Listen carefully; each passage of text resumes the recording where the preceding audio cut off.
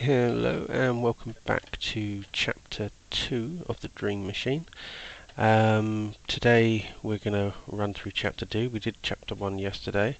Chapter 2's tiny bit longer and definitely has a few more puzzles in it.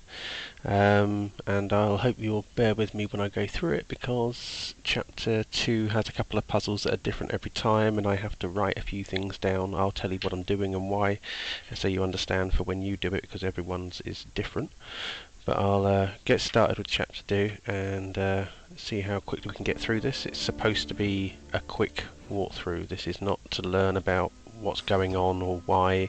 This is all regarding just getting the stuff done and getting to the next chapter. So we left at chapter 1 when we were walking into Mr. Morton's office to get hold of him whilst your girlfriend called the police, and here we are in his office. We just need to pick up a few bits. There's an ink pad here, there's a stamp there, there's a piece of paper there, there's a book here.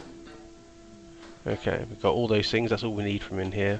There's a gramophone and a code that will let you get into this wall, but that's not for a while yet. I think that's chapter 3 or 4, but it's definitely not on chapter 2, so we can completely ignore those for this walkthrough. If we now enter the back room, in here we have more books. Essentially is the only thing that we need. There's lots of things to look at and click on, but essentially the only thing we need from this room that I recall are these 3 books up here, and this is to open up a secret area. So we'll pick up these books.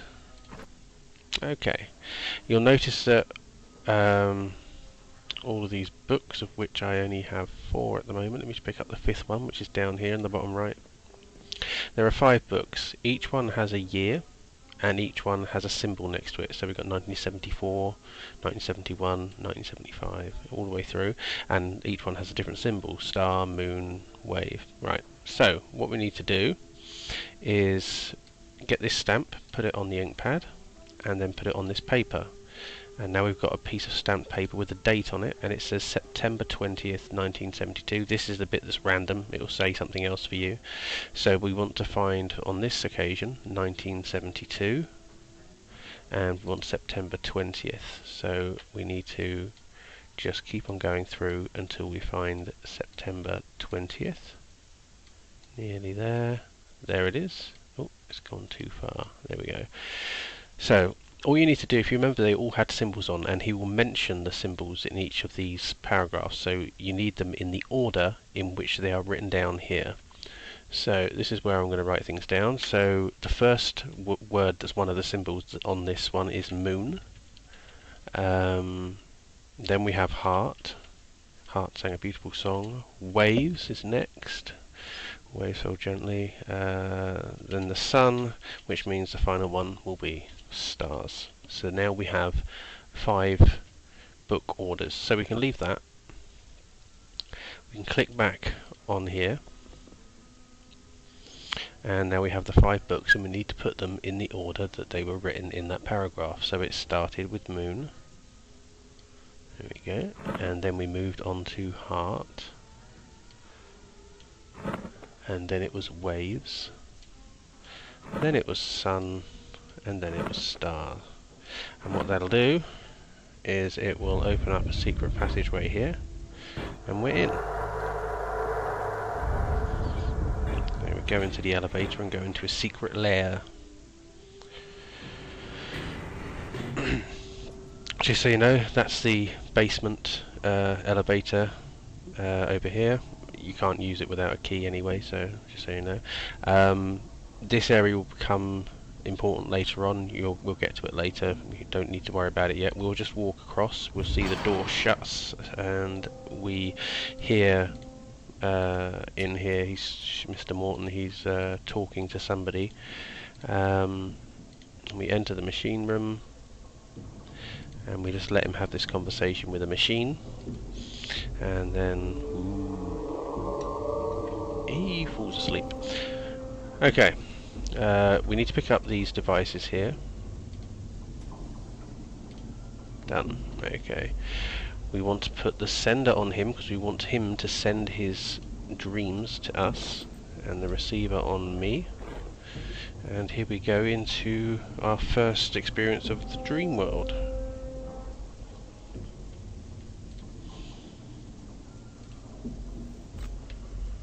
There you go, what was that? I'm not sure I want to. Ow, that hurts. And nasty scream, and here we are. So welcome to the dream world. You'll be spending a lot of time in different dream worlds. This is probably the most maze-like, I think, dream world. But let's have a look, see if we go straight through to the portal here. And essentially, this entire dream world consists of 3 statues, and they all have something wrong with them, and they all need fixing, and then they'll tell you something. This particular one is blind, we can't help him right now. So I'm just going to randomly go into one of these portals, go somewhere else. Right, this woman here, if we examine her ear, we'll find some rocks. They are needed to help that guy not be blind. So we'll leave there. We'll come back to her as well. And now I've just got to remember which portal I need to go to see the 3rd statue. Wasn't that one. Here we go, here's the 3rd statue. So in here we have a hatch, and this guy's vocal cords are missing, so well, what he calls vocal cords. If we strum this rod, it's only this middle one that's got the bend in it, and we then pick it up and we can leave. We can repair that in a moment, because if we go up and examine his skull cavity,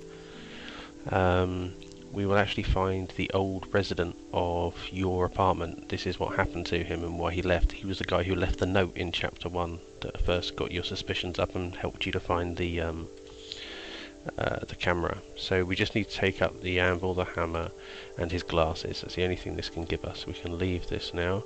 And whilst we're here, let's just click on these glasses. We can do this at any point, and we're going to remove the lenses from them. Okay, excellent. So if we come down here, now we've got a hammer and anvil, we can straighten that rod out for him. So if we just place the anvil on the ground, and then place the rod on the anvil, and then we can hit the hammer with the broken rod, and now it's a straight rod. We can put these back, go back to here, and we can put this straight rod back in again. This will wake him up. So I can now talk to him if I want to. Click on him. Who goes there, etc. You can chat to them all. It's very much worth it to find out things. I don't need to. I'm just getting you through the walkthrough, so I'm just saying, never mind, I'm walking away. So that's him fixed. That's one of the 3 that need fixing. So let's try and fix another one. Okay, this is the guy who's blind. We can now help him because we've got those lenses and the rocks, which are also very useful for what we want. So back here we've got an eye marker. Let me just show you. It says there's a chalk line drawing on the back wall. It sort of resembles an eye, and then it shows you all these different buttons, and what we need to do is put the rocks around the outside, not the middle one, all of them but the middle one. It's kind of supposed to resemble the shape of an eye with the pupil sticking out. Right, so that's part 1. That'll wake him up a bit, but he complains that he still can't see properly, and that's why we have those lenses. So I'm just telling him whatever, and he's asked me will I fix him? I say sure. So examine the left eye. So we want to put the left lens into the left eye, and he will say, oh, that's a bit better. And then we go to the right eye and put in the right lens. Now he's much happier, so he can see. Again, he has lots to say. Unfortunately, with this walkthrough, even though I want to get through things quickly, you do have to speak to this guy all the time, or all the way through. You have to ask him lots of questions and respond to him. So I'll rush through this just as quickly as I can. There we go. Nothing, never mind. Marvellous. Good luck. Goodbye. Right, so he's gone back to sleep. He's quite happy. Now I've got to remember the way to the woman. There we are.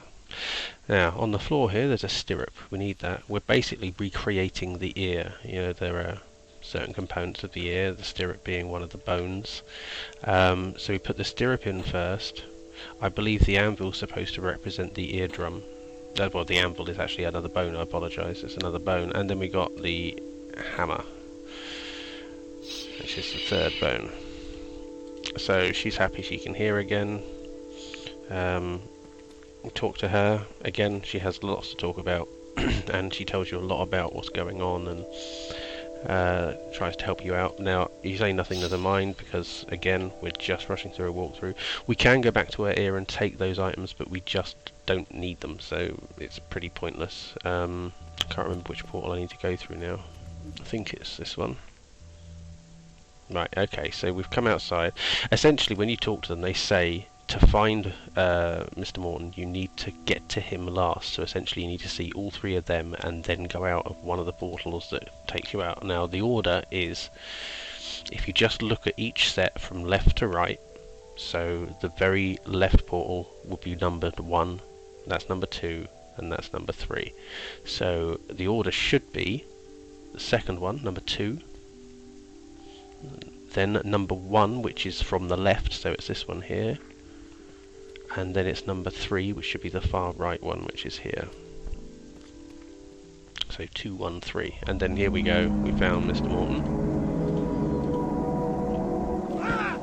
And ooh, he's getting attacked by a tentacle, so we pick up the axe, and we use the axe on the tentacle, and that's freed him, and now we have to talk to him.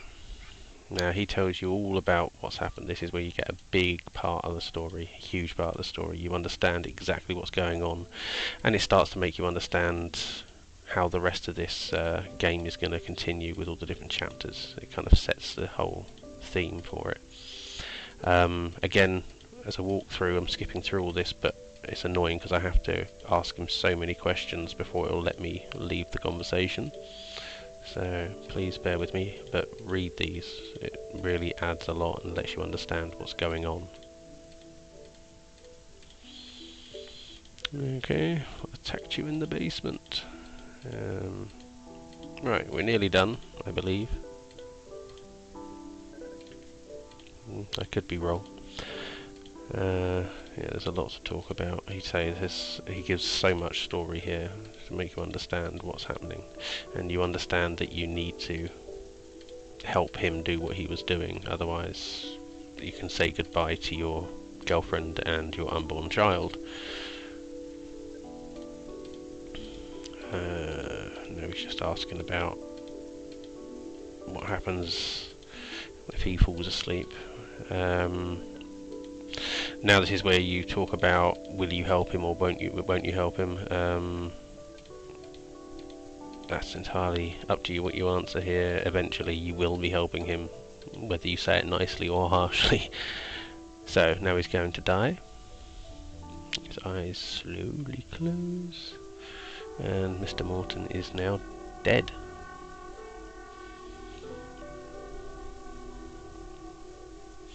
Well, that tentacle was part of the machine, and it helps reduce its power, and that's essentially what you're going to be doing for the rest of the chapters. Going into people's dreams, finding the tentacle, killing it, moving on. That's essentially what we're doing here. So let's remove the devices from both of us. There we go. Now, you remember out there was a room that I said we'd get to later on. Well, this is where we get to it. You want to move the use the ink pad on his hand. Just right near the bottom, and it'll put it on his hand. Oh, maybe I missed it. There we go. There we go. Now his hand is red, and then we use paper on the hand, and now I've got his palm print. And if you notice, the way to get into that door out here was using a handprint reader, and there it is. So we can use his handprint to cheat. Here we go, in we get. So inside this waste paper basket here, we've got a piece of paper that gives us a code. Just so you know, a lot of this room will be used at a later time. There's lots of things in here that you can fiddle with, and you seem to think, well, this doesn't help, why is it here? It's for later on in the series, so in other chapters. So this safe down here in the bottom round corner is what we're trying to open. If you examine this piece of paper, it gives you these weird symbols, even though the safe code is the safe code is in numbers. Obviously it's put it in symbols, so bear with me, I'm going to write these down so that I know what to put into the safe. I'll make you understand what I'm doing and why in a moment. So these symbols relate to what is on the TV screens, which you'll see in just a moment. I'm just making sure I type it in right, because so often I get this typed in wrong and I have to do it 2 or 3 times. I don't want you guys to have to listen to that. So if we look at these TV screens, these are all the other cameras he owns, looking into all the other places, and you'll notice that some of them have this black marker which correlates exactly with those codes. So the ones with the markers on them have they all have numbers, but you can correlate them with that number. Now you'll notice we've got one here in the bottom right, one here in the top left, one here with it in the top right, but we haven't got anything with the bottom left. So if we just pick a TV at random, pick up our remote control and change the channel until we find the one where it's in the bottom left. There it is, and look, that's Alicia, that's our hallway where she was talking to the police. And then you see that she suddenly gets raised up like Mr. Morton did and falls asleep. Okay, so let's drop that remote control. So I now know that what each of those codes meant, so I'm going to now write down the translation for myself on my computer, so you need to do the same. So mine was 2 bottom left, so that's 9 9. Then it was a bottom right, which would have been a 3. Then it would have been a top left, which is a 1. Then it would have been a top right, which is a 6. And then it would have been a top left, which is a 1.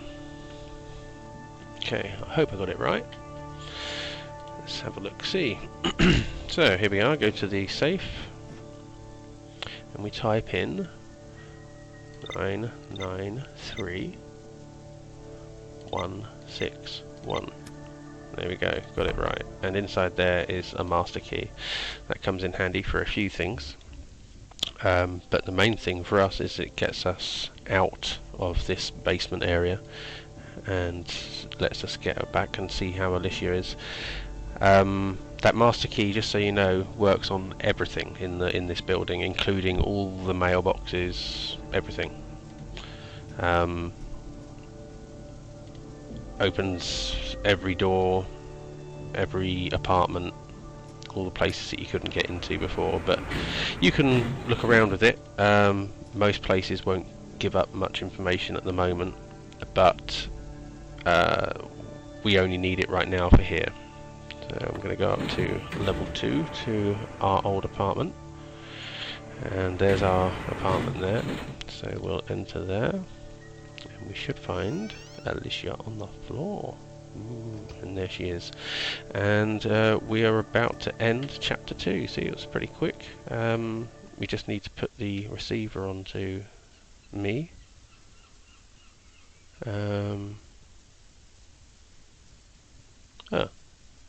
And what a perfect time for it to crash. Well, you just put the receiver onto yourself, you put the sender onto Alicia, and then that transports you into chapter 3. I hope that was useful for you. Again, I will write this out in the text format, in a step-by-step guide, just literally a numbered list of what to do exactly to get to the end as quickly as possible. Any questions or comments, please leave them down there, and I'll try and get chapter 3 done by tomorrow. Thanks so very much for watching.